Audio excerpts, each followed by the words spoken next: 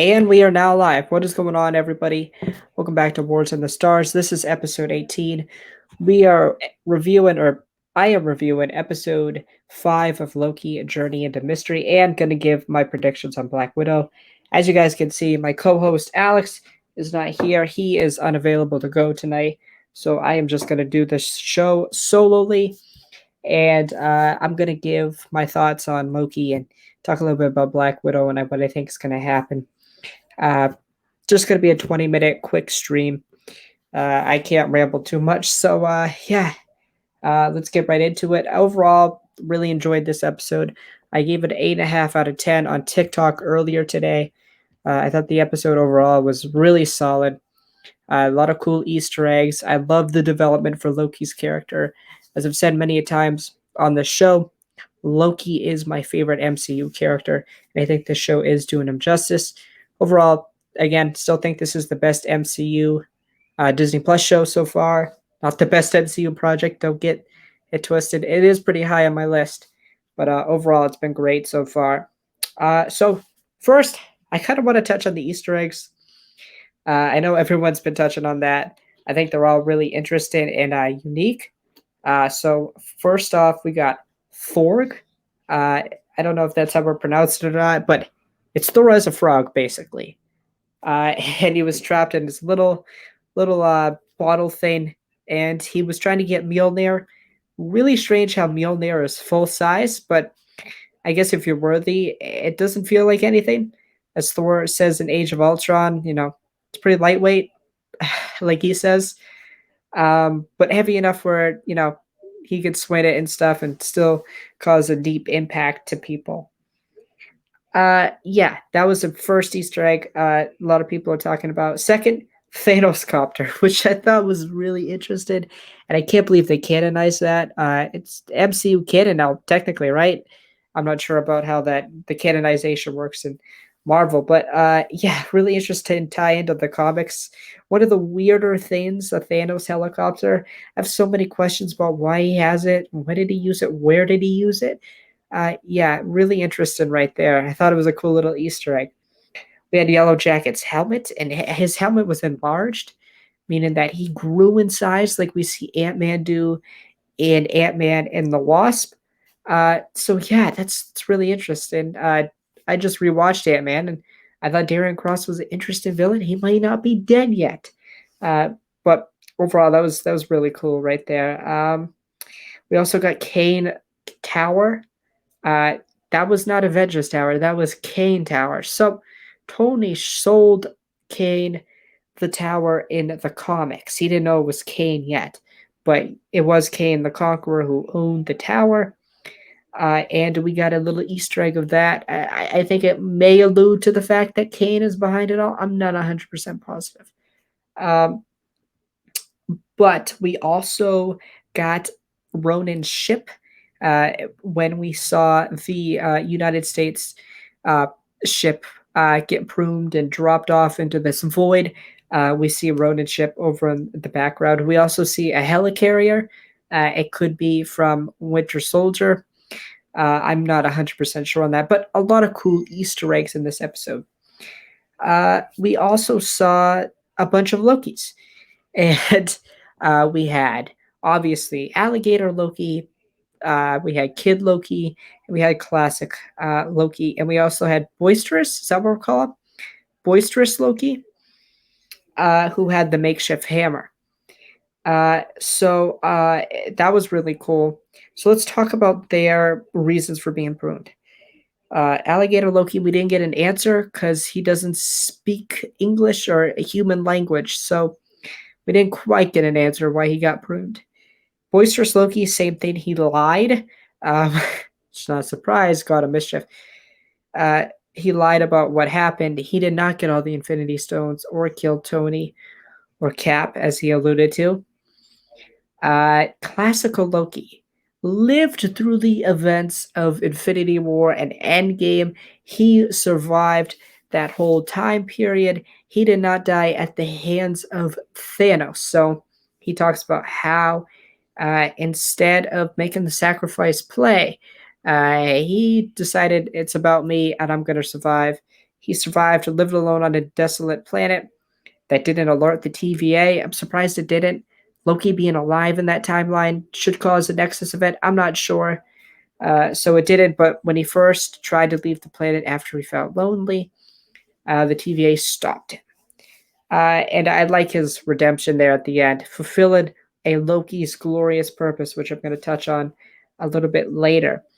So yeah, that I thought his story was really interesting. And then Kid Loki's like straight up, I killed Thor, which was really interesting because we've established Thor as one of the more powerful Avengers, and him killing Thor is really interesting and shows how powerful this kid is. Presumably, I mean, Thor would also be a kid at this time or younger.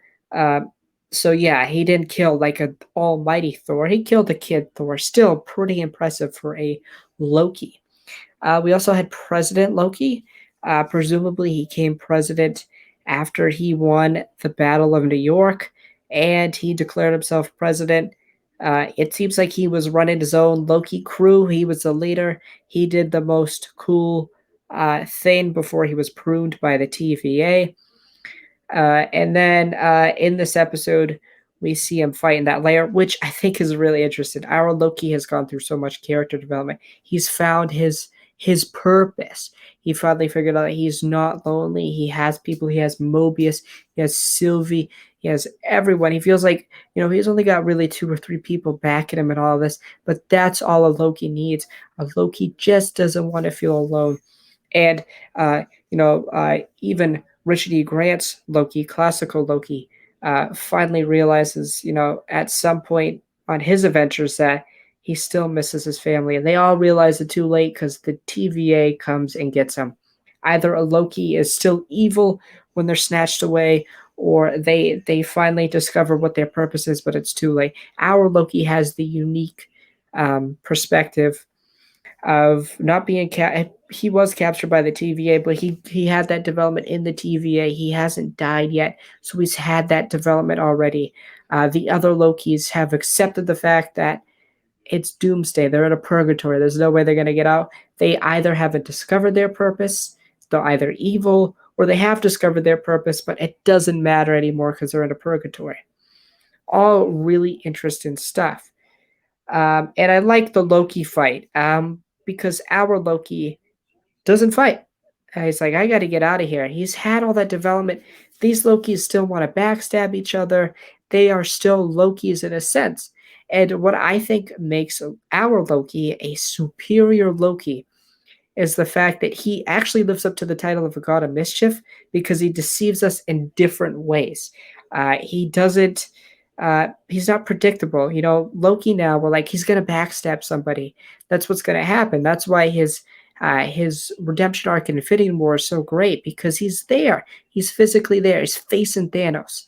If that was Avengers Loki from 2012, he wouldn't have done that. So that's why Loki is so good. When Loki is at his best, it's when he's a good guy because he's actually uh, being a mischief. He's actually deceiving us, and that's when I think Loki's at his best. When Loki is a good guy, that's when he lives up to the title of a god of mischief because he turns good. Lokis aren't supposed to be good, essentially, until the end, till their end of story, when they die to Thanos. Um, so yeah, we go through this whole entire episode. We got a giant space cloud monster that just eats people. This purgatory.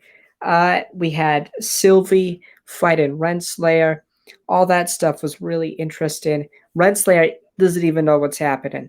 Renslayer reminds me a lot of somebody who would be running the Imperial Remnant after Palpatine and Vader died. Imperial leadership still had to keep the morale high, but they were questioning things themselves, right? How powerful are we? Why did we do this? What was this for? I think Renslayer is having those same questions, but she's got to keep the morale high of the TVA. She's still very confused. She's had her views challenged. She's probably questioning things. Even the hunter that was captured at the end of episode 4 and got her memories back from the enchantment of Sylvie. Yeah, she was like, you want to see the information about the TVA, but Sylvie needs it. Sylvie needs it because she needs to help free the Lokis. She needs to help create free will. Essentially, the TVA stops free will from happening. Like, they're like, this has to be set. Like, you can't make decisions on your own. And that hurts a Loki, obviously. They're gods of mischief. They're mischievous. So they shouldn't be alike. They shouldn't, two Lokis shouldn't make the same decisions throughout their life. They shouldn't have the same endpoint because they're gods of mischief. They're mischievous. They don't know what they're doing themselves, probably. So I think that's really interesting. Again, going back to the idea of self love, I'm getting, Loki and Sylvie. I'm all right with it. I know some people aren't really cool with it. I'm fine with it. I know it's an idea of self love. That's what it was first introduced as, but I feel like more and more it's established as a relationship. I know the show writer has said that the director, I can't remember if it was Waldron or the director Katie Hare, but one of them said that it wasn't intended to be in a romantic relationship. I definitely think it's not a romantic relationship. I think it's like a best friends thing, a close friends thing. Um, but it's more than just a self love thing. Uh, that's the way I interpret it. I know the intention might be different, but that's the way I'm interpreting it. But I hear what you guys think because I've heard mixed messages. I've heard people complaining. I'm not going to complain. I think it's well executed, whether that was the intention or not. Um, so yeah, I thought Mobius was good in this episode. I really liked the moment between Loki and Mobius, where Mobius puts his hand out for a handshake, and Loki's like, "Let me hug you." That's essentially Loki's first real friend. Mobius echoes Loki's uh, testament or speech in the first episode, where he's like, "I'm gonna burn this place down." Mobius is like, "You are my spark. I'm gonna burn the TVA down." So I'm really excited to see what Mobius does. I don't know how he's going to do it, but I'm not going to count out my man Mobius. So basically, there's a plan to enchant the sky monster. Classic Loki and Kid Loki's like, we're just going to take you there. They've accepted their fate. They've accepted that Lokis are meant to be lonely, but our Loki has a purpose. He's got Sylvie. I kind of understand why people are complaining that they think that Loki's character is dependent on Sylvie. I can understand that. Like, what happens if Sylvie dies? Uh, but I still think that's an important part of Loki's development because if he loses family, if he loses Sylvie, let's say, then I think Loki will, honor her legacy, live, with what she did for him. Finally made him not feel lonely. And I think Loki will be then a force for good. Um, so yeah, they enchant, they add the monster with the help of classical Loki. Richard E. Grant, fantastic. I think this was his best episode. Or excuse me, this was one of the stronger performances of the season by any actor. I love how he fulfilled his glorious purpose, which was to make the sacrifice play. I think it's a reoccurring theme that Lokis are at their best. They live up to the title of a god of mischief when they're good, when they deceive us to do good things, not bad things, and that they are also uh, their glorious purpose is achieved when they sacrifice, when they're selfless rather than selfish. As we can see, when Loki learns how to enchant the monster, he's being selfless in that moment. He's helping Sylvie rather than helping himself and his own selfish desires. Overall, that's really all I got to say about the episode. I know there were other moments, but I'm not going to cover them all. I think I got the good basis down. This episode was really solid for me. It gets 8.5 out of 10. Uh, it's really hard to get 9s or 10s out of me. So it gets 8.5. Strong episode. I know some people were saying filler. I disagree with that. I thought it was essential to the plot. We had to get out of this prune, or as they call it, a purgatory uh, area, and we had to build more about like the TVA. We kind of build like to the idea of who's behind it, and we finally see who's behind it or the place that is behind it. And I guess my theory now is I don't think it's Kane. I think it's an evil Loki, because there is one shot in the trailer where we see a Kane Loki on the throne of Asgard. Uh, so I think this is where this Kane Loki might be hiding out, and he's created his own Asgardian throne, or there's like a portal that they go to Asgard. I'm not 100% sure, but I don't think it's Kane. Just because I think it'd be weird to introduce him at the end. Maybe we get an end credit scene. So yeah, that's what I think is going to happen. I originally said Kane, but now I'm changing it. I think it's going to be a Kane Loki, and a Loki would be most afraid of another Loki because they know each other the best. So, or they know each other, yeah, the best. Loki would know what another Loki wants, and especially a rational thinking one, like our Loki has become. And Sylvie. Sylvie has turned out to be the good guy in all of this. And Mobius also has some great character development. He's like, I'm sorry. Like, I'm sorry, straight up. I was a part of this corrupt organization, and I've changed. His whole life was a lie, too. Like Loki's. They're kind of similar in the sense that their whole life was a lie. Loki was led the lie that he was Asgardian when he was not. He was a frost giant. Mobius was led the lie he was part of the TVA the whole time when he was not. They were both lied to. They're both essentially have similar stories. And yeah, they thought that the ends justified the means. And whether they were mind controlled or not, but they were wrong and they've figured that out. And they've kind of come together with that close bond. Okay, so yeah, overall, fantastic. I already gave it an 8.5 out of 10. So it's time to give my Black Widow predictions. Me and Alex haven't talked about it. I know he's going to see it Thursday. I'm going to see it on Friday. Really excited. Can't wait to see what happens. And I really don't have any major predictions because I don't think this movie is going to do a lot for the MCU. I've heard some of the reviews already, and they feel like it's a middle of the pack MCU film. It's got a lot of action. I'm hoping that Taskmaster is a good villain. I hope there's a lot of good fight scenes between Black Widow and Taskmaster. I also hope there's a little bit of development for Black Widow's character. We get to see the Red Room. And then also at the same time, Yelena's character, we see her develop. And I guess the only prediction I have is about the end credit scene. Everyone's been talking about it. What's it going to be? I think it sets up the Dark Avengers. We already have Val, Madam Hydra in the comics, recruited John Walker and Falcon and the Winter Soldier. She was heavily rumored for Black Widow. I think she's going to recruit Yelena to be the Black Widow of the team. So we're going to have John. We're going to have Black Widow for the Dark Avengers. Maybe Abomination, Red Hulk. In the future MCU project. We also got to have our Iron Man. I don't know. Maybe Justin Hammer. Hawkeye. I don't know yet. We'll have to wait and see. I heard somebody speculate that it could be Clint. I highly doubt that. I think Clint's going to die in his own show. Just my take on it.